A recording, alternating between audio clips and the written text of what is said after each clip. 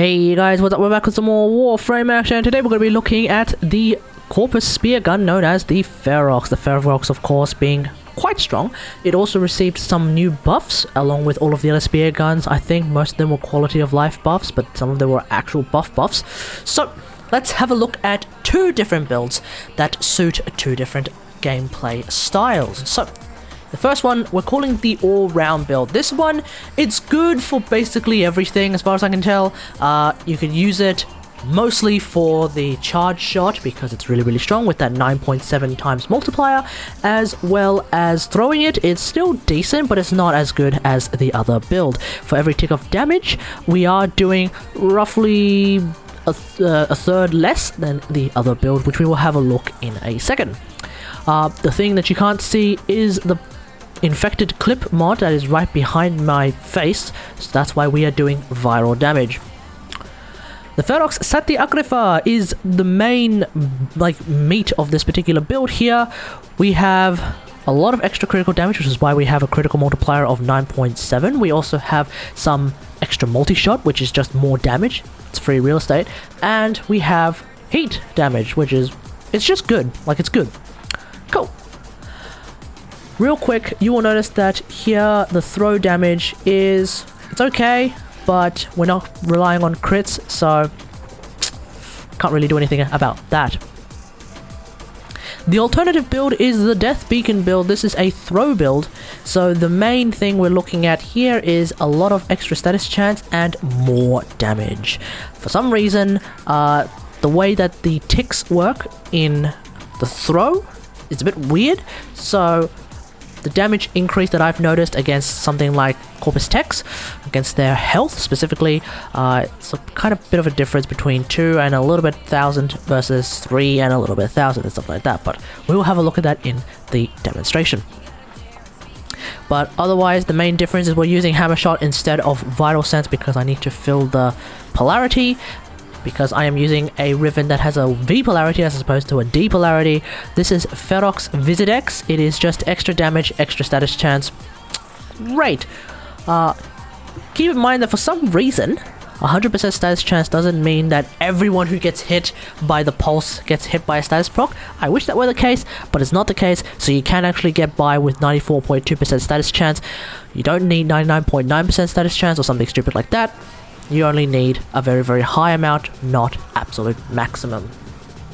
Alrighty, we're going to be using the all-round build first. We're going to be testing this against some corrupted heavy gunners. Let's get into it. We've got our energy. We'll first test against some ones that are paused right now. We'll do some headshots. As you can see, when you get an orange crit, you get even more damage. And this is actually a lot of damage against some pretty heavily armored enemies. Corrupted Heavy Gunner, of course, being one of the more armored enemies with a lot of health. So we can kind of burn through one Corrupted Heavy Gunner in about 3 shots, which is pretty good. Next, let's just have a quick look at the throw damage, which should be quite pitiful, especially against that armor. So we are looking at about 90 damage per shot, which is not that great. So if we get rid of their armor,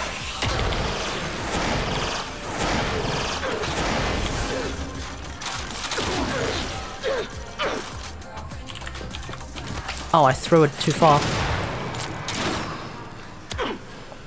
We're looking at about 2,300 damage per pulse. Nothing particularly special, but it does take them down quickly. Well, not quickly, it does take them down slowly.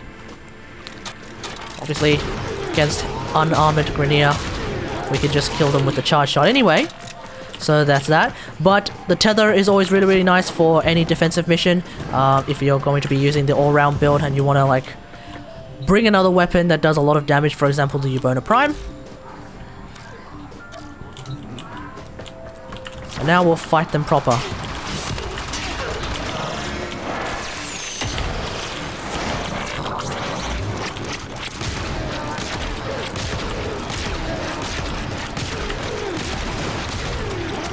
With 1 shot left, we're actually going to throw the weapon now. I'm actually going to let the pulse kill them, or at least recharge my ammo. And there we go. And that is the all-round build for the Ferrox. Alrighty, it's time for the Death Spear build. The Death Beacon build, that's what it's called. So, let's have a look at it. The idea, again, is to throw the spear and make sure that the pulses do as much damage as possible.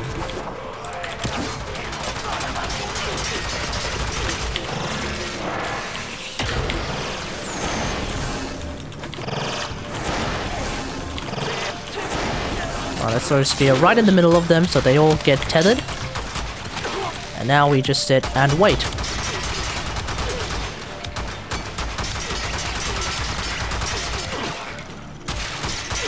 Keep in mind that even at 100% status chance, we're not going to be seeing a lot of status procs all the time. So keep it as high as you can in order to get a lot of status procs, but you don't necessarily need 100% to get rid of all of them. Obviously, that was some unarmored Grenier. One observation I do want to make with this is that if you use Magnetize,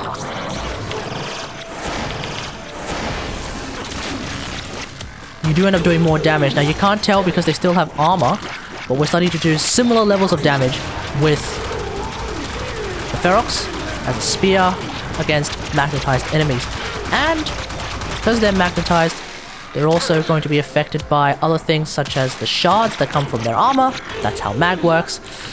And so yeah, we can kill them just like that as well. Awesome!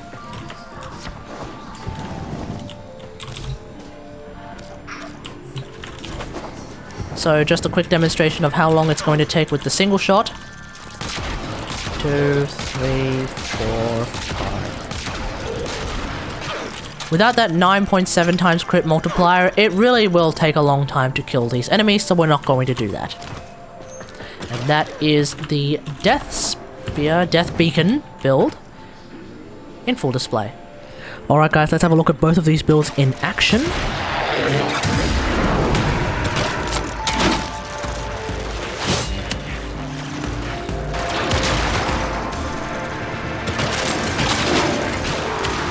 Still working on it.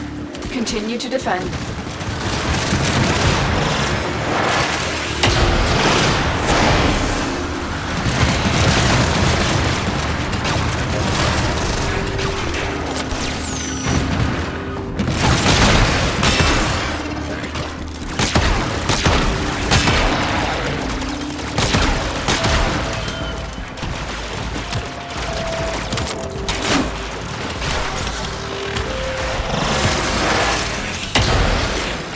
Alrighty guys, that's the Ferrox in action. Hope you guys enjoyed this. If you did, hit the like button. If you really enjoyed it, maybe consider subscribing to the channel. Let me know what you guys think about the Ferrox in the comments below. And until next time, I will see you guys later. Thanks for watching. Bye!